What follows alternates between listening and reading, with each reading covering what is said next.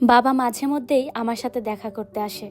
বাবা যখনই আসে আমি বাবাকে বলি, এভাবে আসার কি দরকার তোমার? সেই তো কিছুক্ষণ থেকেই চলে যাবে। ওই ক্ষণিকের জন্য এসে চলে যাওয়া মনটাকে শুধু খারাপই করে দেয়। আমার কথায় বাবা হাসে। বাবার হাসি মুখটা দেখে আমার সব অভিমান দূরে চলে যায়। বলতে চেয়েও কিছু যেন বলতে পারি না। বাবার জন্য কদিন ধরেই মনটা খারাপ করছিল। শুধু ভাবছিলাম কতদিন বাবাকে দেখিনি। বাবা বোধহয় মনের কথা বুঝতে পারে। গতকাল রাতেই বাবা এসেছিল। এসেই বলল, বেশিক্ষণ থাকতে পারবো না, অনেক দিন হয়ে গেল দেখা হয়নি, তাই দেখা করতে এসেছি। বললাম, বেশ করেছ, তোমাকে ধরে রাখার ক্ষমতা তো আমার নেই, তুমি তোমার মতোই চলবে, যতক্ষণ মন চায় ততক্ষণই না হয়ে থেকো। বাবাকে দেখে আমার একটু রাগই হলো। এই পুরনো পাঞ্জাবিটা পরে এসেছে দেখে। পাঞ্জাবির কলারে মরচে পড়া, পিছনের দিকটা কেমন গুটিয়ে গেছে। কতবার বাবাকে বলেছি, উফ, নতুন জিনিসের প্রতি বাবার ততটা আকর্ষণ নেই। পায়ের চটিটাও ক্ষয়ে গেছে। এই হচ্ছে বাবাদের বদ অভ্যাস, কিছুতেই নতুন জিনিস কিনে পড়বে না। প্রত্যেক বাবাই বোধহয় নিজের কষ্টটা আত্মগোপন করতেই ভালোবাসে। হাজারো কষ্টের মাঝে তবুও প্রকাশ করে না সত্যটাকে। বাবা বাইরে দাঁড়িয়ে আমার মুখের দিকে তাকিয়ে আছে, তখন কিছু বলছি না দেখে বাবা নিজেই বলল, তুই তো এটাই আমাকে বলবি, কি দরকার ছিল এভাবে কষ্ট করে আসার? তুমি যখনই আসো আমাকে না জানিয়েই আসো, আগে থেকে জানিয়ে এলে আমি তো গাড়ি পাঠিয়ে দিতাম।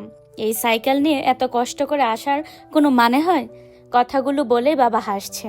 বাবার হাতে তখন একটা ব্যাগ। বাবার হাতের ব্যাগটা দেখে ছোটবেলার কথা মনে পড়ে গেল।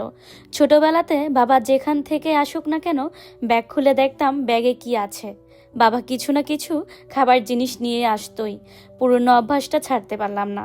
বাবার হাত থেকে ব্যাগটা নিয়ে দেখছি বাবা কি এনেছে এই বুড়ো ছেলের জন্য। বাবা জিজ্ঞেস করলো, ভালো আছিস তো বাবা? এমন মায়া মাখানো কথা শুনে চোখে জল এসে গিয়েছিল আমার। বহুদিন বৃষ্টি না পাওয়া মাটি বৃষ্টি পেয়ে যেমন সুধা সুবাস ছড়ায়, তেমনি মনের ভিতরকার মাটিটা যেন সতেজ হয়ে উঠল বাবার এমন জিজ্ঞাসায়। বললাম, তোমাকে ছাড়া কি ভালো থাকতে পারি? এবার আর ছাড়ছি না তোমাকে। তো বাইরে দাঁড়িয়ে থেকে কথা বলে যাবে নাকি? ঘরে চলো। কত চেষ্টা করেছি, বাবা কোনোদিনও ঘরে আসেনি। অথচ আমার কত বড় বাড়ি, কত সুন্দর করে সাজানো গোছানো। বাড়িতে কোনো কিছুর অভাব নেই, তবুও একরাশ শূন্যতা আমাকে ভারাক্রান্ত করে তোলে। সব থেকেও কি যেন একটা নেই। বাবা আসে ঠিকই, তাও আবার স্বপ্নে। বাস্তবের জগৎ থেকে চুপি চুপি একদিন চলে গেল অনেক দূরে। সেই যে গেল ঠিকানাটা দিয়ে গেল না। সন্তান ছাড়া যেমন বাবা মা শূন্য, তেমনি বাবা মা ছাড়াও সন্তান শূন্য, এই উপলব্ধিটা তৈরি করে দিয়ে গেল। ভাবছিলাম তাই, আমাদের আগলে রাখার জন্য একটা হাত যদি আমাদের মা হয়, আর একটা হাত হলো বাবা। কর্তব্যে কর্মে মাথার উপর একটা বড় ছাদ হয়ে সবসময় যে মানুষটা আমাদের নিরাপদ আশ্রয় হয়ে থাকে, সে মানুষটা আমাদের বাবা। আজ কতদিন হয়ে গেল বাবা নেই, তবুও মনে প্রাণে উপলব্ধি করি বাবা আছেন, আমার সাথেই আছেন। ছোট থেকে আমি মানে ওটা ছিলাম। সব কথা মাকে যতটা বলতে পারতাম, বাবাকে কিছুই বলতাম না। সব আবদার যদিও বাবাই পূরণ করত, তবে সে কথা মাকেই আগে বলতাম, আর মা বাবাকে বলতো। এটা বোধহয় আমার মতো অনেকেই করে থাকেন। ছোটবেলায় বাবাকে দূরের মানুষ বলে মনে হতো। বাবার সাথে আমার বেশি কথা হতো না, তবে মাঝে মধ্যে বাবার সঙ্গে খুঁটিনাটি বিষয় নিয়ে ঝামেলা হতোই। বাবা কিছু বললে বাবার মতকে প্রাধান্য দিতাম না। বাবা একটা কথা প্রায়ই বলতো, একদিন ঠিক বুঝতে পারবি। আজ বড় হয়ে সত্যিটা বুঝি। মানুষ যখন থাকে না, তার মূল্যটা বুঝতে পারি। আজ যা কিছু করতে হয় তা নিজেকেই করতে হয়। কোনো সিদ্ধান্ত নিতে গেলে নিজেকেই নিতে হয়। বারবার সব কিছু ভাবতে হয়। বাবা থাকলে হয়তো সিদ্ধান্ত নিতে অনেক সুবিধা হতো।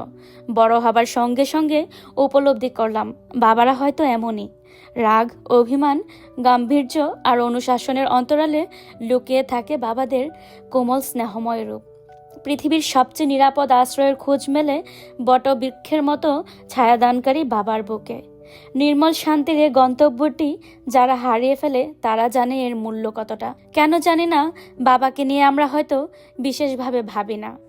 বাবাকে বুঝবার ক্ষমতাও হয়তো আমাদের নেই। বাবার কথা বলতে গেলে শেষ হবে না কখনো, লিখেও শেষ করা যাবে না। তবুও বাবার অনুপস্থিতি সর্বদাই অনুভব করি। আমি জানি বাবা আমার মধ্যেই আছেন, তাই তো আপদে বিপদে দুঃখে পাশে পাই সব সময়। মনে মননে বাবা যে আছেন এই অনুভূতিটাই আমাকে আত্মবিশ্বাস জাগায়, আমাকে সাহস দেয়। কিন্তু একটা কথা অদ্ভুতভাবে সত্যি, হাজারো জড়তা দূরে সরিয়ে মুখ ফুটে কখনো বাবাকে বলতে পারিনি, বাবা তোমায় খুব ভালোবাসি। জানি না কেন বলতে পারিনি। কিছু ভালোবাসা আছে যা কখনোই মুখ ফুলে বলা যায় না, হয়তো মনে মনে বহুবার বলা হয়ে যায়। তবে আজ চিৎকার করে বলি, বাবা তোমাকে খুব ভালোবাসি। তবে বাবা ঠিকই বুঝতে পারেন, আমার কথা শুনতে পায় বলেই তো মাঝে মধ্যেই বাবা চলে আসে, আমার স্বপ্নে হাসে।